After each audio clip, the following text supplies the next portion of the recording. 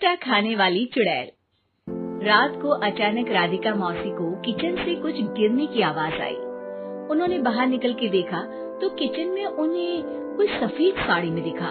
वो चीख पड़ी, हे भगवान, आलतू जलाल तू आई बला को टाल तू, आलतू जलाल तू आई बला को टाल तू।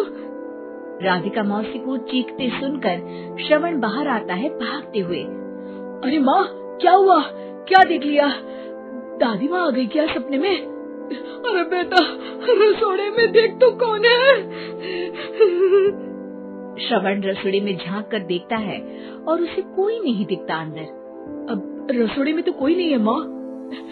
कोई सफेद साड़ी में नहीं है क्या? नहीं माँ, कोई भी नहीं है। चिल्लम चिल्ली की आवाज सुनकर काजल भी वहाँ आ जाती है। अब क्या हो गया माँ जी? अरे बेटा, रसोड़े में एक चुड़ैल थी सफेद साड़ी में।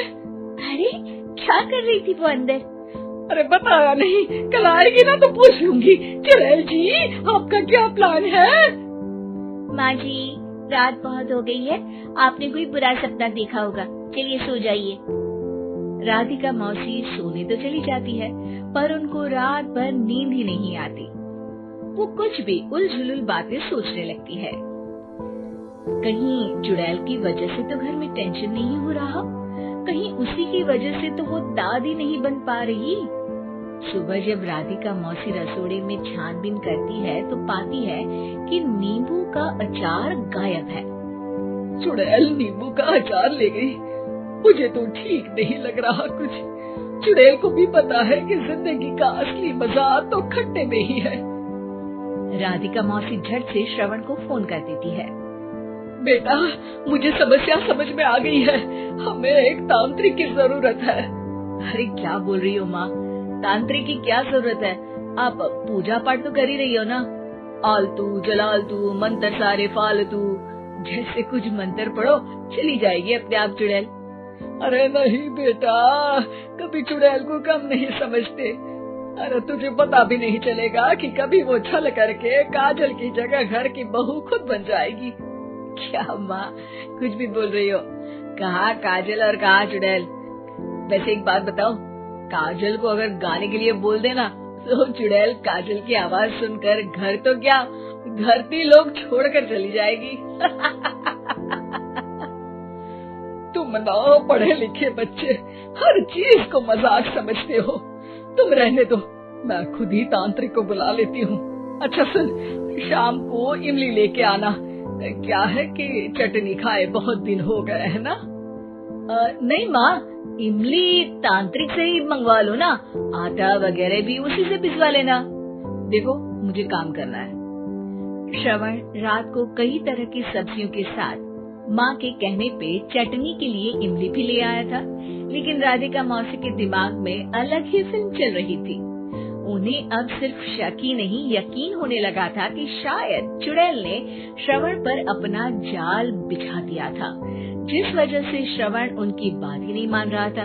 पर कोई नहीं, आने वाली रात में राधिका मौसी खुद तैयार हो गई चुड़ैल को पकड़ने के लिए। रुद्राक्ष की माला, तुलसी का पत्ता, हनुमान चालीसा सब हाथ के पास ही था, बस चुड़ैल का इंतजार था। और जैसा राधिका मौसी ने सोचा था वैसा ही हुआ।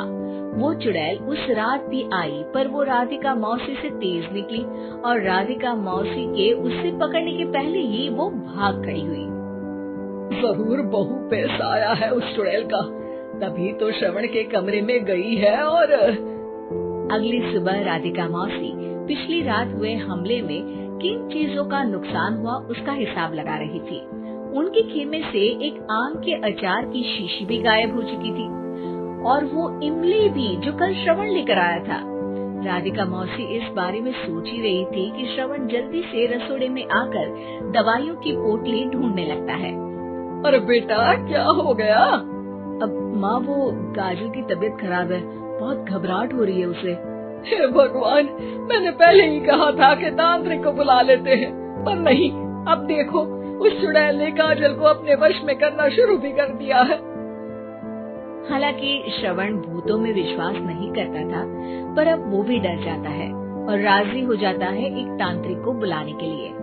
कुछ ही घंटों में तांत्रिक आ जाते हैं और राधिका मौसी तांत्रिक जी को सब बता देती है।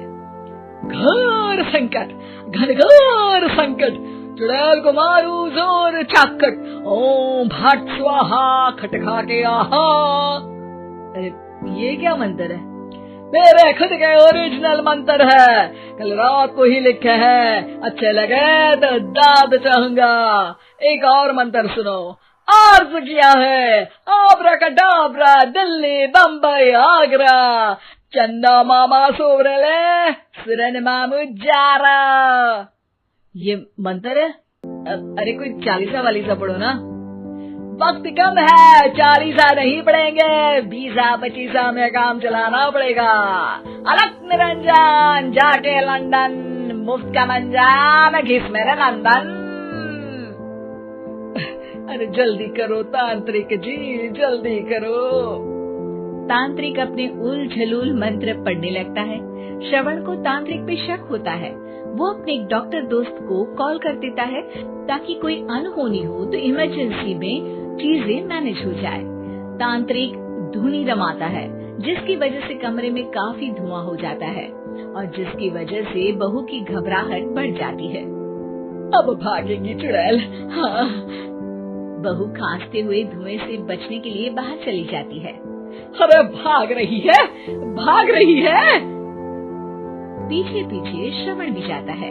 बहू एक सोफे पर बैठ जाती है। तभी डॉक्टर दोस्त आ जाते हैं और श्रवण को पानी लाने के लिए कहते हैं। थोड़े चेकअप के बाद डॉक्टर कहते हैं, मेरे हिसाब से जाप का काम पूरा हो गया है। क्या मतलब? अरे कुछ भी नहीं माँ, कोई चुड़ैल नहीं है, खुशखबरी है, अब दादी बनने वाली है। मगर वो सब अचार के डब्बे।